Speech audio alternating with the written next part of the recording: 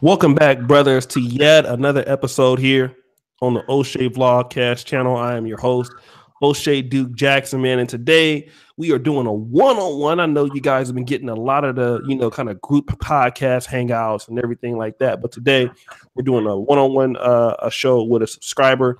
And he just now started his YouTube channel. But the brother has a very, very, very interesting story to tell today, man. So you guys are going to really be blessed by this particular show and the information that we're going to give today. And he's been following me since a little bit over last year when I dropped my first Kampala, Uganda vlogs. And so the brother emailed me. I saw him in the chat, and he did email me. And he has a pretty interesting story. But I'm going to introduce the son, and you guys might see him in the chat. Tony International, or INTL. What's going on? What's going on, brother? What's up, man? Thanks for having me on. All right. Let me ask you this before we kind of get into what we're going to be talking about today. What again, you saw my initial vlog, but what made you keep wanting to watch the videos and stuff like that?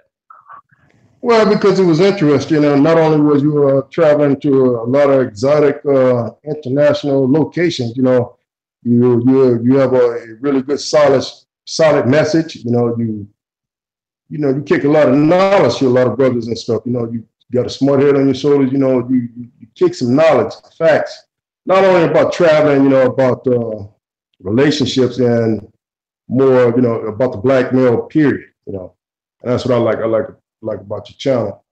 Mm-hmm. Let me talk a little bit about, as far as the information, like traveling, like when you were kind of coming up in California, were there any talks of black men doing stuff like this when you were coming up and, when you was like a little bit younger?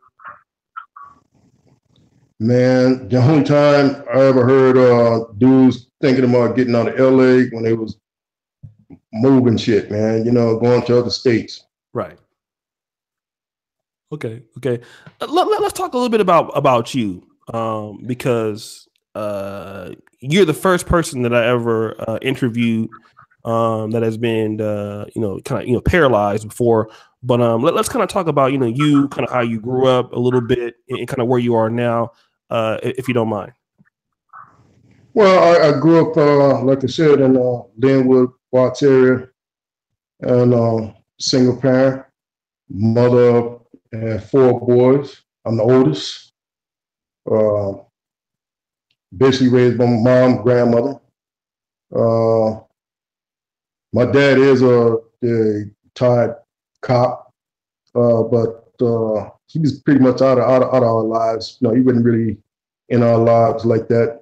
Basically living his life, doing his own thing, and we hardly ever seen him. So we, growing up in LA in Linwood, Watts area like that,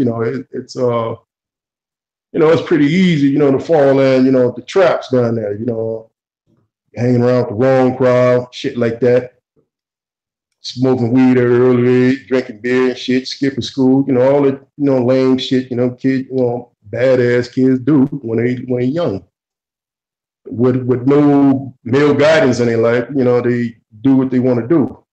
But they don't never think about the consequences. When you're young, you don't think about that shit. What could happen, behind all that buffoonery and shit, Mm-hmm. Let me ask you this, because you mentioned something like, you came up, dad wasn't really around. Did a lot of the friends that you came up with, were they experiencing the same things dad wasn't around also, or? Yep, exactly the same thing. Similar, they had a couple of guys, they had, both their parents around, but that was rare. That was really rare. But most of the guys that I grew up with was in the same situation, something similar like me. So no dad around, just mom, brothers, sisters, stuff like that. But I did have my uncles. My mother's brothers, but they was part of the influences too, because they was into that shit too. And I think that was basically what I was trying to follow them, emulate them. Mm-hmm. If you don't mind, like what kind of stuff, like when you say in the shit, like were your uncles what kind of things were they doing? Man, they were you know, the street shit, you know, selling dope, smoking dope. Okay. Let me ask you also this. When you had issues, coming up as a man, you're the oldest child. Was there any pressure for you to kind of take care of, mom, take care of the other brothers and stuff like that?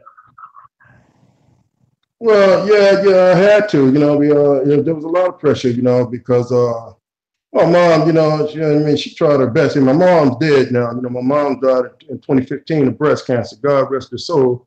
But when she was around, she growing up with us in Watts, she raised us up in Watts, and she tried her best, but like a lot of parents during that time in the early '80s, when crack hit the scene. I mean, she got on crack real bad, lost her house.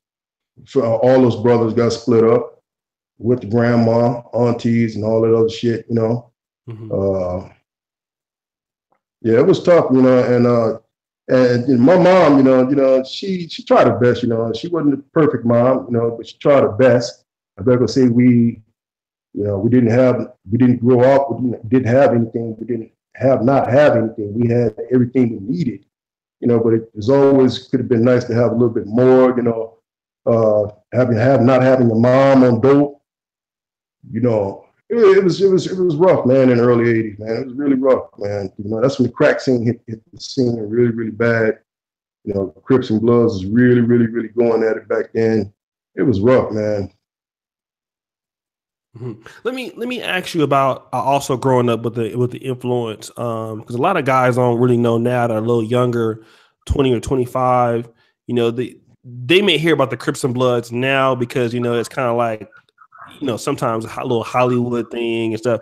But when it was real, talk about the experience of the Crips and the Bloods and that kind of war zone that was going back in those days.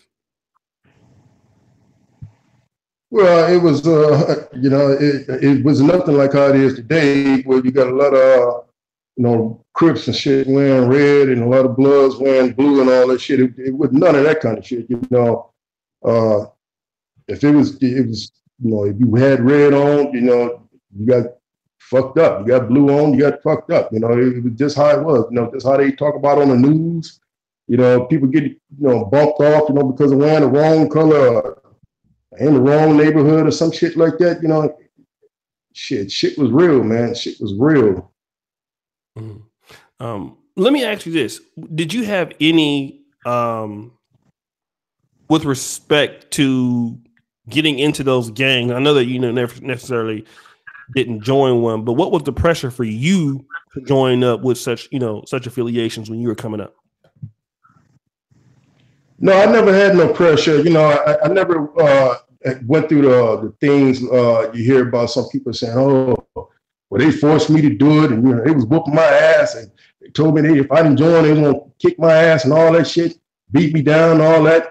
No, I never had to go through none of that kind of stuff, because like I said, I had a lot of family members, uncles, a lot of cousins that was already affiliated, selling dope, all that kind of shit, but it wasn't no pressure for me to join any type of gang or anything like that, because kids was around my neighborhood, they were in gangs, and I just basically just follow the leader, I didn't ever get put on or nothing like that. I would never claim it on gang or nothing like that, but I hung around gang members that, were Crips. I even knew some Bloods and stuff, I even have some Bloods in my family, a couple of them, but there's no animosity or nothing like that, because we're all family. Okay. Let me do this. Let me shout out to Eric P. What up, Caesar? What up, MVP at Simply Deep? Shout out to Eric P. for the $9 super chat. Let me now also talk about, once you kind of got into high school, what was your life like at this particular time? Well, at high school, man, it was crazy, man, because I went from and I bounced around a lot. I was pretty much a fuck up, man, when I was a teenager, and I'm not gonna beat around the bush on that, man. I was a fuck up when I was a teenager, so I bounced around. I went from Markham to Drew to Jordan to Linwood to Watts Skills Center And finally, my grandma moved us out to to the burbs, man, way out in the burbs and mountains. I don't know if you ever heard, Riverside County, out there, Riverside County. My dad lives out there now. Yeah, yeah. Well, you heard of Lake Elsinore? Yes, I have. Yeah, well, my grandma moved us up there towards Lake Elsinore, and it was cool up there in the beginning, but after a while, it started getting a little bit more serious. A lot more black people started moving in, because when we first moved there, wasn't that many black people there. We was on maybe one of the few black people family that was in Lake Elsinore. Yeah, so after a while, a lot of guys started coming up from LA, start coming up there, just basically just turned the city upside down now. But it's still a cool little suburb city, but it's this shit and got kind of serious now since I done been down there. Okay. Let me talk about after you kind of got out of high school and stuff, like where did your life kind of go to at that point? Well, after spending some time in Elsinore, we moved up there. We moved up there in 89, like 88, 89. And I got into school up there. My grandma got me into the Lake Elsinore High School, and they threw my ass out after some white girl made an accusation about me calling her fat or some shit. She got oversensitive, sensitive, threw me out. And they ended up sending me over to some they call it Center for Adult Training, something like that. It's for a kind of like a skill center, something like the Raw Skill Center, but it's over in Temecula, California. I don't know if you know where that is. Yeah. It's kind of not too far from Lake Elsinore. Okay. But anyway, I finished that little program, man, and got out of there. And around about this time, it's like 1990. I think this round at the first Gulf War was getting ready to pop off. I signed up for that, and before I got good in it, man, that's when I ended up wrapping my damn car around a telephone pole, man. Okay, let's talk about that. I mean, because obviously, people can see that you're in a chair. Was it just an accident, a wrong turn, or? Well, no, it was all my fault, man. I'm not gonna put the blame on nobody, man. I'm not gonna put the blame on nobody. After being up in Elsinore, for being up there for a while, got to hanging out with a couple met some more brothers up there that was from LA. We started doing our own little thing, clicked up, tried to make our own little crew up there. And the cops got weird, started getting real familiar with us, real familiar. And the cops getting so familiar with me, to where they was calling me by my first name and all that, because they knew my dad was a cop at the time. They knew this shit, and so they would always throw this shit in my face, front me off, front of a lot of other brothers, trying to, just basically trying to punk me or something, And they would always make these threats and stuff, but the long story short is, we was hanging out one night, getting fucked up, faded, and they decided to go for a ride. One of the niggas that was in the back seat decided to pull a jack move. Cops got behind us after hearing wind of it. And from a little short speed chase went on, and I ended up hitting the telephone pole and knocking that thing down, flipped the car over and slammed into a tree. Whole body went through the windshield. My head, you can see my head here, got cut from my eyelid all the way up to the middle of my head. Neck got broken in 3 different places. Shoulder got broke, cracked 6 ribs, crushed my diaphragm, broke an arm. And yeah, man, I was in a coma for damn near about a month or so, and stayed in a hospital for over a year, just learning how to brush my motherfucking teeth and write a fucking letter. Yeah. But I was at Loma Linda. Go ahead, Loma Linda. Yeah, you know Loma Linda, right? Yeah. It's in Loma Linda, California. Yeah. I was at Loma Linda. I was at Loma Linda for a while. I was even at Casa Colina and Pomona for a little while. But when I first, and also was at Rancho Los Amigos. After I got out of Loma Linda, I could continue my outpatient rehabilitation at Rancho Los Amigos and down in California. Mm-hmm. Let me just do this real quick, guys, while we're in the middle of the interview. Now, this is Brother Tony International. He just started a YouTube channel last week. I was his first subscriber, so the brother is the interview will get better. We're talking about where the brother is now. So let's do this. It's going great, but I'm talking about we're going to get to more exciting, more uplifting news. So what I want you brothers to do, this is one of our own African American brothers. And if he can't come here and get, interview, there's no other part of YouTube that you can do it. So I want all of you brothers to go down into the description, subscribe to him. I would like to get him to 100 subscribers because he wants to start making YouTube videos. And obviously the brother has a story to tell. He's been inspired by, watching certain content creators on Black YouTube on this part of the manosphere. So I want us to, basically to subscribe to them, help the brother out. He's going to be making content and wanting to get his travel channel together. So, just because, the brother might not be able to move like he used to, that don't mean his life is over. So we want to talk about that. Let's talk about the depression, man. Like, once you figured out that you wouldn't be walking anymore and stuff like this. Let's talk about the depression that ensued. Oh man, that was some real shit, man. Man, when I first got paralyzed, man, shit got real for me. When I got home after rehabilitation, I had to go stay with my grandmother before I got my own spot. And before I got out the hospital, I already made up my mind that I didn't want to live with family members. I didn't want no family members taking care of me. I figured that I was going to have to be on my own. I'm going to have to just try to handle this the best way I can. So, but at the time, when I first got paralyzed, I had a woman, my kid, I had a little girl at the time. Mm-hmm. And my woman was also pregnant with my son too at the time. So after I got paralyzed, man, all that shit ended, man. I mean, she booked. Man, we stayed together. I got out the hospital, man. We got an apartment together, man, and we stayed together for maybe a couple of months. And she booked, man. The kids, man, and she booked. And that was a big depression, big blow for me, because I started feeling like I was all alone.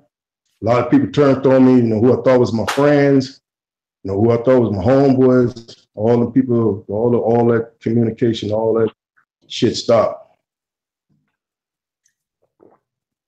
Let's talk about some of the thoughts you were having, like, once, because you had a daughter, son on the way.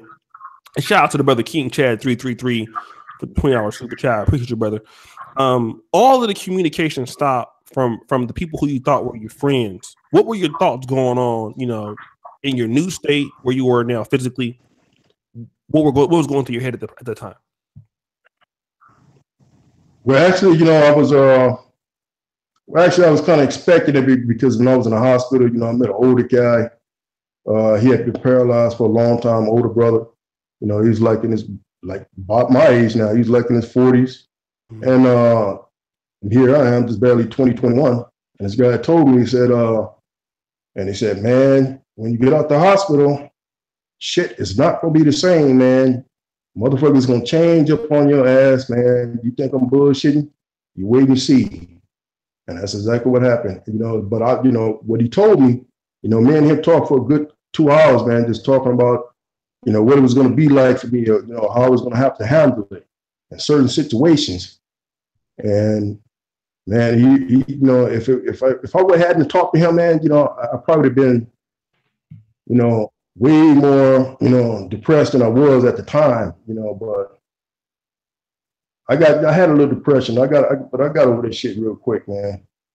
Because like I said, if I hadn't talked to that guy, to set me straight about that, what life was going to be for me after the hospital, it would have been a lot worse. Okay. Let's talk about picking yourself up after, the girlfriend that you were living with, she moves out, she leaves. how do you continue in your dating life and stuff like that? Replacing her. How do you get over this particular depression, being that you've been paralyzed, and also the woman that of your child, she's left. How are you dealing with it at that time? Oh well, hell, man. It was just like I said, just pure depression, man. But like I said, that lasted maybe 3 or 4 months, and I just moved on, man. I'd start getting up, going out, talking to people, and just listening to other people. Some people that were talking to me, telling me, "Hey, man, don't worry about it, man. Just live your life. Just keep on going, man. Don't worry about the bullshit, man." And they got a lot of women out there, that's willing to fuck with you. They don't care about the chair and all that shit. And it was true, man. I had multiple relationships, girls since I've been paralyzed, but that was it took me a while to get to that. This happened in 91. I wasn't able to be next to a damn woman again until damn near 94, 95. Let's talk about that. So you didn't get a woman until 94, 95, right? Exactly. All right, let's talk about this real quick. I don't know if you heard a show that I did the other day. It was with the dude who was 24 years old, and he considers himself an incel, involuntary celibate. He has never had sex before in his whole life, right? Never. Now, people will think definitely because you've been in a wheelchair or something like that, or you're in paralyzed. That you probably like guys in wheelchairs, they don't have sex or anything like that because no woman will date them. Let's talk about your experience being paralyzed and dating women. How is it? Well, it ain't no for me. It's not a problem for me because see, I'm an incomplete. I don't know for you guys out there that don't know, incomplete spinal cord injury. That means you still got all your feeling. You paralyzed and stuff, but you still got all your feeling from head to toe. None of your feelings have left, but the spinal cord is damaged. Okay. But you can still get it up. Okay. You can still squirt. You can still shit and piss the normal way. You don't shit and piss all over yourself. Okay. Like a lot of guys do that's paralyzed. They're paralyzed from the waist down. They don't know what the fuck is going on down there. A woman playing with you down there, you can't feel nothing. You shitting, pissing on yourself. You don't know what's going on. I don't have none of that kind of problems. Okay. That's why it was easy for me to get back in a relationship with women after being paralyzed. Because the first thing, women want to know, a lot of women say, "Oh, I won't do that. I won't never fuck with a guy that's paralyzed. I would never do that." Because that's the shit they worrying about. They worrying about what other people think. They worrying about what their homegirls gonna think. They worrying about what their mama gonna think. They worry about what somebody gonna think if they be in a relationship with somebody that's paralyzed. But I never had that problem. Most of the women I was with, the only thing they want to know if I can get it up. That's the only thing they want to know. And as long as I treat them right, as long as if I was a nice guy or not. Right. Because like I said, women gonna say a lot of things in the face, in front of their girls. That I would never do this. I would never do that. But when you behind doors as a paralyzed man with a woman, behind closed doors, shit goes down. Because they're curious. First of all, they're curious. Okay. They're curious and they want to see if that thing works or not. even if they only get one kind of style of action. Okay. You was knocking them down, huh? No, I ain't gonna say I was knocking them down. I was just, hey man, I'm just trying to get in where I fit in, man. I feel you. Okay, so that's just for you brothers out there, man, that's struggling. You know what I mean? My man out here, okay, he's not, he's in the wheelchair. He's still getting them. Okay, so you brothers ain't got no excuse. So a lot of you brothers out there that's mad at women, okay, my boy here is telling y'all, look, he's still doing this thing. You know what I mean? So y'all, you Negroes, okay, out there, y'all have no reason to complain about a damn thing. All right. So let's talk about this, brother. Dealing in relationships now. I know recently you've moved over to to Washington. Let's talk about, I know your mom passed and your family. Why did you move from, California to Washington? Well, that was interesting, because down in LA, I just felt like I just wanted to get a change of pace, I feel like LA, the whole Southern California, just turning into a big rat race. It's hot all the fucking damn time, and it's just a lot of bullshit. Just got tired of seeing the same people all the time. Shit was becoming monotonous, and I met a homegirl down there, a Latina chick. We hit it all pretty good, ended up getting in a relationship. We was in a relationship together down there for about 3 years. I met her parents. Her parents came down, met me in LA, and invited me to move back up here with them. And I said, how I got up here. And I came up here in 99, and I was up in Sunnyside, Yakima area, Washington, Eastern Washington. Okay. Stayed over there for about 3 or 4 years. And then instead of me going back to LA, I decided to just come on up here to Seattle and, see if, how I can make it up here. And I've been up here ever since 2003. Let's talk about some of the differences between, LA and living in Washington versus living in California. You there? Yeah, I'm here. Yeah. Well, what are some differences that you notice from living in Washington than living in California? Well, to me, it's you gotta. A lot of people don't understand, man. You got a lot of people up here in California living up here, and in Washington, especially Seattle area. It's a lot of people from LA up here. It's a lot of people from Chicago up here. Basically, people from all over. Especially a lot of Katrina people that got suffered. Louisiana people, Katrina people up here. It's a lot of people up here in Seattle from a lot of brothers and sisters from all over. But the difference is LA is a lot bigger. It's a lot faster. Mm-hmm. It's 24 hours a day. Whereas to Seattle, things basically pretty much shut down at 11, right, or 10. And it just, to me, Seattle just reminds me of a big giant ass Mayberry town. I mean, don't get me wrong, it's a beautiful city. It's very, very beautiful up here, nice and clean and stuff, but you would have to be born and raised up here to appreciate this shit. Mm-hmm. I appreciate the tranquility, I appreciate the environment. I appreciate the scenery up here. It's nice. It's easy on the eyes up here, but from where I come from, but it don't hold a candle to LA, like it's really, really slow up here. You have to, like I said, you have to be born and raised up here to really appreciate Seattle. Mm-hmm. And Seattle is more like a family. This is a place you want to come and raise your family up here, this Pacific Northwest, But if you're up here just a single man by yourself, and this shit's gonna be getting to you after a while, you be ready to get the fuck out of here and shit, man. Especially if you're coming from LA, you've been in LA all your life. This shit is just gonna slow you down, man. It's gonna make you lose your damn fucking mind.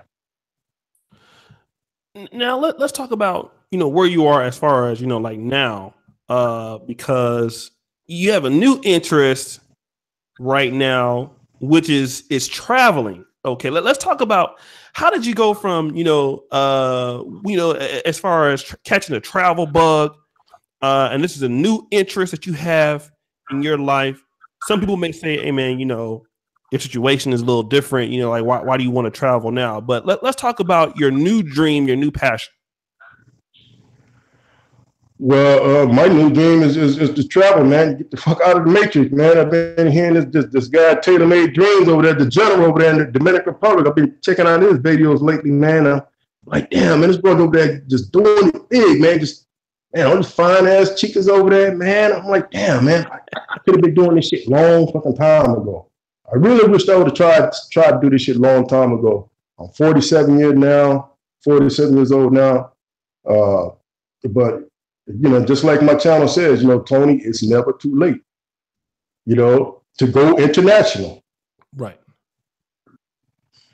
So let me ask you this. When did you first decide that you wanted to, I would say this. When did you first decide that, you know, I am going to start traveling? What was your first travel channel on YouTube that you started watching? That kind of got you into the mix of you know, watching other black men travel. What was your first channel? Well, like I said, the first one I saw was with you in Uganda. Okay. And then I started seeing what's her name, homegirl, the black chick, Ambi Gonzalez. Okay. Yeah, I started seeing her, you know, start watching her going over in Ecuador and, you know, stuff like that. And then, you know, like I started seeing a lot of Nipsey, what's the chick, what's her name over there in Dominican Republic, Nippy 99 or something like that. Yeah. Nibby speaks. Yeah. Good looking chick, man. Yeah, man. I started watching these, man. I said, wow, man. I'm like, man, I sure wish I could hang out with these sisters one day, man. They fine as hell, man. And I said, God damn, man. I sure wish I could just run into one of these chicks, man, out there outside of the matrix so we could just kick it. I mean, not no sexual thing, you know, or not none of that sex, you know, just to kick it, you know. Exactly. And, you know, so you could, you know, tell me about some of the travels and shit, you know, all that kind of shit in detail, you know. Okay.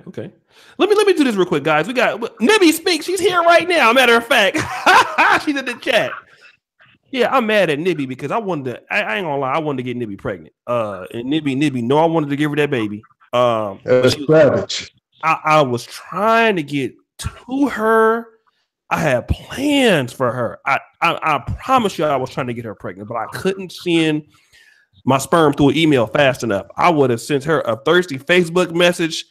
And I was trying to, you know what I mean, but she blocked me. So shout out to Nibby because I was so trying to not. I would have knocked her up a long time ago. I've been on child support. So shout out to Nibby Speaks. She's in the building, guys. Do me a favor, okay? We got a very special brother here. We got 105 people watching right now. Okay, now I need you brothers to go into this link I have right here. All right, I'm posting it in the chat. And then for you brothers who are watching this on the replay, go ahead and click this link. I shouldn't have to tell you Negroes again, okay? Click the link. And then what you need to do is click the link. And then what I want you to do, brothers, is subscribe and hit the bell, okay? This is one of our African-American brothers, okay? And again, like I said, you know, I'm very big on supporting our own people, you know, especially African-American black men. They come up with the same situations that we do. And again, you know, brothers, let's support him. He's going to start a new channel. He's going to have some interesting content. So I expect to see this channel by the end of the night to have 100 subs. Okay, he only has one, that was me. So I need you brothers to go over there and subscribe to the brother. All right. Let me, now we have 4. Okay, y'all, we need 96 more. Let me ask you, Tony. As far as some of the places, I know you want to go to Dominican Republic, right? But what other places are you interested in wanting to go, and why? But I'd like to get down to Colombia. Okay. Especially because of the large black population down there. Okay, Colombia. Choco area, you know, Cartagena area down there. Mostly hang out with my Latin brothers and sisters down there. Okay. And I hang out with that brother Marwa, that African brother Marwa. Right, yeah. I know he's doing this thing, doing this thing down there. Oh yeah, you know, and I really want to get down there to Brazil. You know, rest in peace to Charles Tyler. You know, I've been watching his videos before he passed too. And he really got me into the bug then, you know. He's one of the first guys, you know, to really get me into that traveling bug. Okay, so Brazil. Let's talk about Charles Tyler, man, because you know me and Charles Tyler. I actually went to Brazil. I don't know if you saw that video, but I was there last month in May. Yeah, I saw all of his videos. Brother Charles Tyler, man, had such a lasting effect, and even now, you know, he's affected guys like myself, guys like Taylor Made Dreams, the general. What about Charles Tyler that you know, when you watch his videos, what are some of the things that you could take away from some of the things he was saying? Well, the things I could take away from him, what he was saying is, you know, you don't have to be stuck in the USA. You know, there's other places you can go. You know, for me, the message I got from you don't have to be stuck in the USA. You know, the matrix, as they call it. You know, you could be living your life in other countries and doing your own thing and being safe and and meeting. I guess his big thing, he's mostly talking about the women. How much women treat you better down in Brazil and all that type of shit. But he has some really interesting stuff. I just liked all his videos, man. Let me ask you this: are there any countries now? I understand, Dominican Republic, Colombia, Brazil. Any countries outside of, let's say, maybe Africa that you might think about going? Or yeah, I really would like to get to Cabo Verde, Cape Verde. That's northwest Africa. I think it's off the coast of Senegal. I'd like to get down to Equatorial Guinea. It's like small West African country. I think that's off the coast of Cameroon. right. And that's Equatorial Guinea is an interesting country. It's like the only Spanish-speaking country in Africa. Okay. And that's a very, very small, rich. I think they were voted as one of the richest countries in Africa.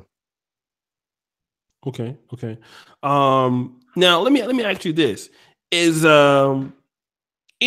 you ever thought about maybe any parts, like, a lot of Black Americans go to Ghana, countries like that? How does that interest you?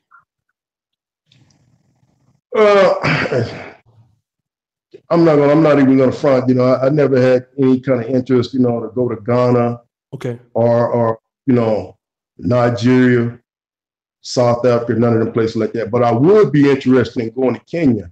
Okay. Since I'm very familiar, with Swahili. I'm not gonna say I'm fluent, but I know a hell of words. So I would be interested in going to Kenya, Tanzania, okay, and even Uganda. I seen all them big old bubble butts, man, and in background of your videos over there, man. I was like, yeah. Oh, he said, I shall. Oh man. Okay. So let's talk about. I mean, as far as you said the Matrix, and I'm gonna just use the restroom real quick while you're still talking. But what is it about the United States that you think a lot of Black men are like not really liking and stuff like that, and they're wanting to see something different? And talk as long as you can, because I'm going to the restroom real quick. Well, as far as what Black men like. Are you there? Oh, okay. I guess he's on. I don't know, man, but to you guys out there that's listening to me, like I was trying to tell him, I'm interested in getting to Equatorial Guinea, Cape Verde, Cabo Verde. Some people call it Cabo Verde, Kenya, Tanzania, and maybe Seychelles. That's on the eastern side of Eastern Washington. I mean, not Eastern Washington. I mean, my bad. Eastern Africa, right off the coast of East Africa. Any other place, I'm just really not interested in going anywhere else outside those places in Africa. Let me also ask you this, as far as, a lot of the brothers of Black men are complaining. I don't know if you hear this when you watch maybe some of my live streams or some of the interviews that I do, but a lot of African-American men are complaining about, the way that Black women treat them in America, no matter, how well they're doing. There's some sort of attitude or entitlement. And you hear a lot of brothers who have come on, like Taylor Made Dreams, that have been to other places. They're talking about how women treat them a lot different. They treat them a lot better. Do you feel that, a lot of African-American men have been treated wrong by Black women because of feminism or things like that in America? Well, maybe some, but I'm not. For me. I don't know about the other guys, but I'm not going to go out my way. You guys probably call me a simp or whatever, but I'm not going to go out of my way to beat down a Black woman, here in America, because some nigga had a bad experience with one Black chick. Mm-hmm. They had one bad experience with one Black chick, and then they want to demonize the whole damn, Black American, women, for something just because they had a bad experience for one or two Black chicks, Black American chicks, and you're gonna demonize the whole crew. Yeah, as far as women treating you better in other countries, I can agree with that. I can see that, but I can also see them wanting something in return too. Right. No, that definitely is. I'm not gonna let these women pull a rule over my eyes, man. Anybody with eyes can see that. These women want something. Right. Every woman wants something. Right. They ain't gonna give you nothing for free, whether it be a woman over here or a woman over there. Every woman wants something. Preach.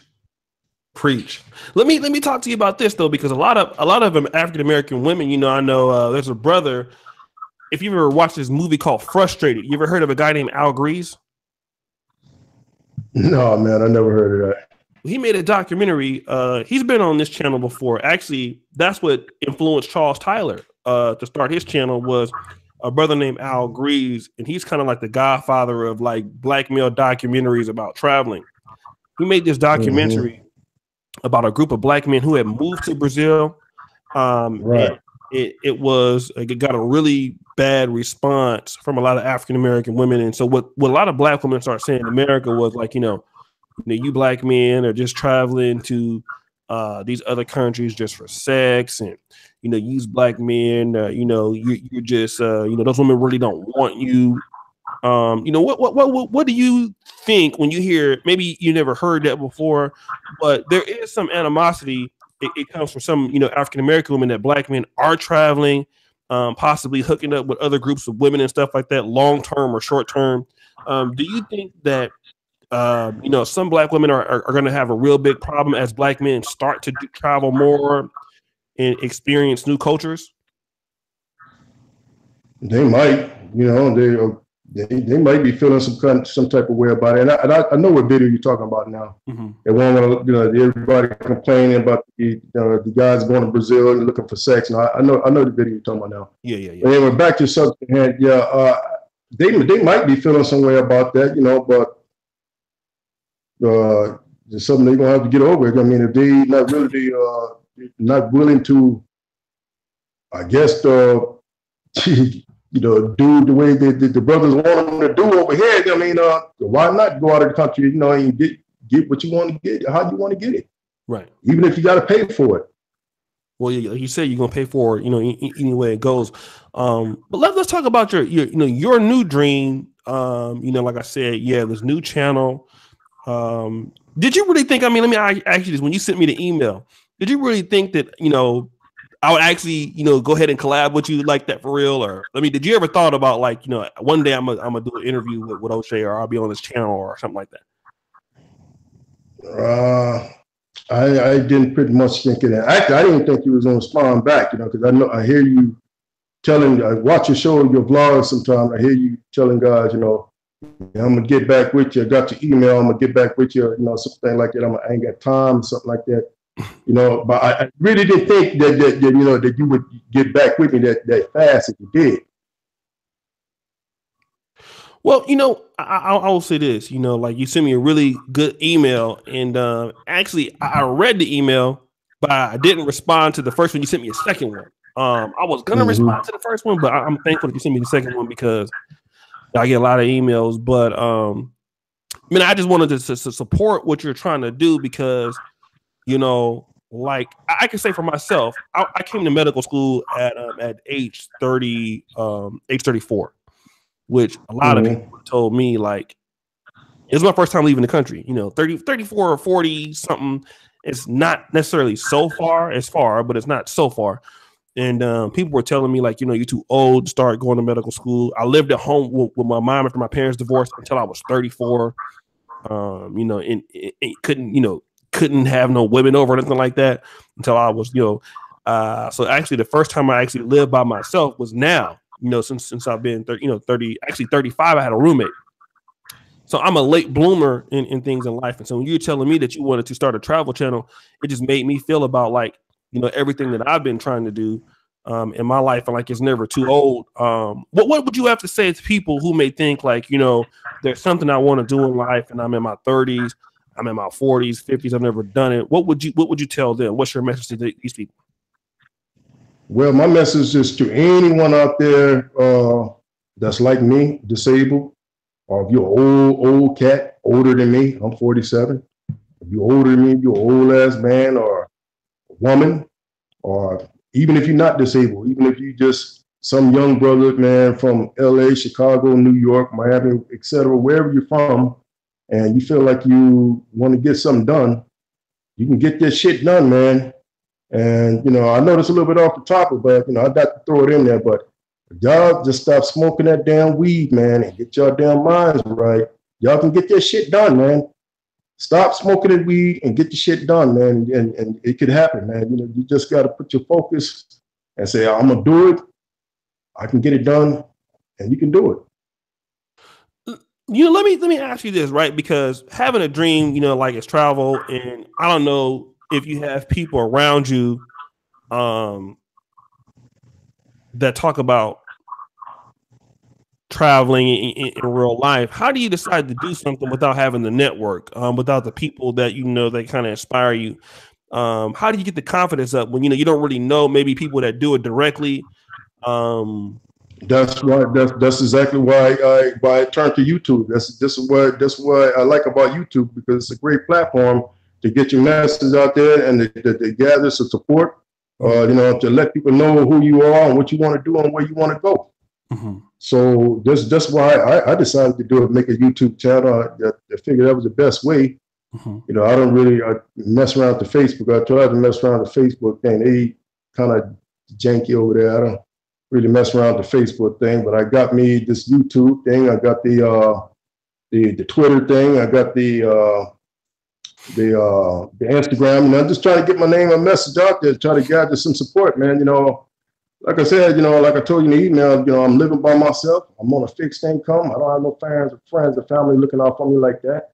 Right. I mean, I'm literally by myself, on my own, you know, living in a one-bedroom apartment by myself, you know, and relying on strangers to come in and take care of me, help take care of me, help me out. That's my life for right now.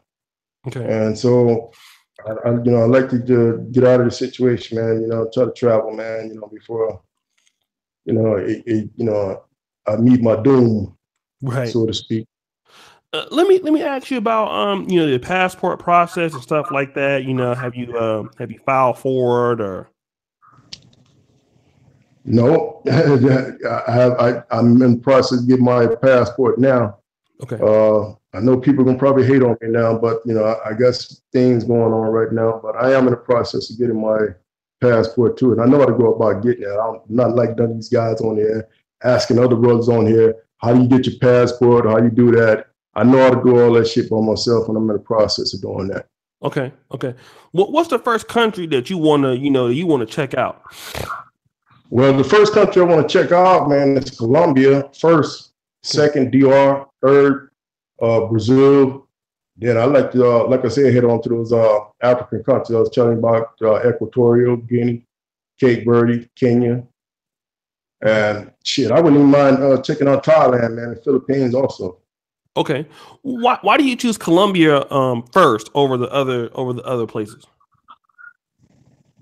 Well, Colombia, you know, it's always been interested in Colombia. You know, actually, the first country I went out of before was Mexico. And I've been to Mexico quite a few times. While I was down there, I met some Colombians that were down there, Black Colombians. Okay. And I thought they were Black Mexicans. And you know, I asked him, I said, I didn't know that they had Black Mexicans down there. And he said, oh, no, we were Colombian. Okay. And I said, oh, I said, Colombia has Black people in it. He said, yeah, man, Colombia has a lot of Black people in there. So I started getting interested. Mm-hmm. And I thought that was like one of the first countries that I would like to go to, because they always project Colombia as, you know, as a white country, you know, Pablo Escobar and all that shit, you know. Let me ask you this: when you went to, let me back off of that. Did you go to Mexico like, you know, before the accident or after the accident? Before. Okay, before. Okay. All right. Before. So, were you like in like Tijuana, those areas, or close to LA, or are you kind of went deep into the country? Yeah, I've been down in Tijuana, but that's kind of like the jump start. You know, I've been further down, like to Guadalajara, Jalisco, and Rosarito and things like that. You know, mostly the tourist places down when you get down to the interior. Okay. Okay, so you've been to some pretty good places. Okay, down there. All right. So and then let's talk about the YouTube channel. As far as I know, you put up your first video. What are some of the goals that you have? With coming onto the YouTube community. What do you expect to get accomplished with coming on YouTube? Well, I expect to try to get some followers and get a message out. That is never too late to enjoy your life, no matter what kind of tragedy you may meet in your life. It's never too late to turn that shit around, man. If you locked up for the rest of your life and can't get out, if you're on the streets, man, and you feel like your life is not going nowhere, you could easily change that shit around. I want to talk to those kind of people, give those kind of people hope. Or anybody, man, that's willing to listen to me. I came a long damn ways, man, since I was damn near 21 years old, man. And like I said, I'm 47 now. And I had a lot of damn near rough times, health problems and shit all these years. But I never gave up. Never felt like killing myself or nothing like no shit like that. Okay. Guys, do me a favor. I want everybody to do me a favor. I got 97 people watching right now. Thank you, brothers, for watching the video. Do me a favor, brothers. Let's converge on the like button. We have 65 likes, 1 dislike. We do have a very special guest brother today. Is joining us from the Washington area. And like I said, I will be trying to promote his channel a little bit later today, trying to get the brother some subscribers and all of that. So let's go ahead and get the likes up. All right, yeah. So Tony, I mean, is there any other things you wanted to share with us today, brother, or at all, or? Yeah, I just want to tell you guys out there, follow your dreams. Don't let nobody discourage you and tell you can't do this, you can't do that because of your situation. I'm not trying to listen to nobody. Just do your own thing. Don't listen to nobody. Do your own thing. As long as it's positive, do your own thing. Mm-hmm. Stop smoking weed. Stop disrespecting your mamas, your sisters. No matter how much you hate them, stop disrespecting them. But most of all, just keep your wits about you, man, and keep your head on right, man, and do the right thing, man. And I hope you guys like and subscribe to me, because I need, like I told you in my video post, man, I need all the subscribers and the support I can get. Right. And so, brothers, like I said, all of our brothers, we have brothers from Britain, we have brothers that are from Europe that watch this channel, brothers from a lot of our African American brothers. Go into the description, subscribe to the brother, right? Especially if you're African American. Shout out to them brothers over there across the pond. Yeah, did you hear the United Kingdom podcast we have on Saturdays? Yeah, I did. Yeah, it's interesting hearing those dudes talk like that, huh? Yeah, it's interesting, man. Yeah, but I'm hip though, it ain't no recent thing. I'm hip, Yeah. I know, London, those brothers, but I know they know what time it is. Even though they talk different, I know they know what time it is. The brothers over there just as rough as we is over here. Right, they with the shit, So it is good, like I said, we in this channel, my goal of my channel is to bring different black men from all walks of life, over here. I deal with the brothers that don't have 0 subscribers. And then, like last week, I had a brother on here that had 900, almost 900,000 subscribers. That was Phil from the Advice Show. So I deal with brothers from all different, levels of, YouTube, brothers that are medical doctors, brothers that are attorneys. I've dealt with almost every type of black person black man that you could deal with on this particular show or platform. So, brother, I do thank you for coming on, man. Definitely, we will do another show again or let you join into the panel. And I thank you for coming on, and thank you for being patient with me today. You know what I mean? To do this, like I'm saying, I'm a very busy person with what I'm doing, running around with my school thing and running around with my blog thing. But I was glad to be able to get this in with you today, brother. Yeah, man, I appreciate you, man, having me on, man. Oshay, man, I really do appreciate this, man. And I hope you guys out there listening, looking at this, man, I hope you guys like, subscribe. And like I told you in that little video I posted, stop giving your money to the weed, man. Help me get the fuck out the matrix. Give that money to me. I need that bread, man. Support me. Stop giving your money to the weed man. Give that shit to me. I need some cameras and shit. I'm talking to him on a cheap ass Android phone. I need camera equipment and shit. I need headphones. I need all that shit, man, to make my channel right, man, and give you guys some really good videos, some really good content. Right. So look out for it, brother, man. Support. Stop smoking that shit. All right, man. You guys heard it. Stop giving the money to the weed, man. Get this brother, man, with some shit. So thank you so much, brother, man. I appreciate you coming on. We'll definitely have you back. Thank you, Oshay, man. You have a good one, man. You too.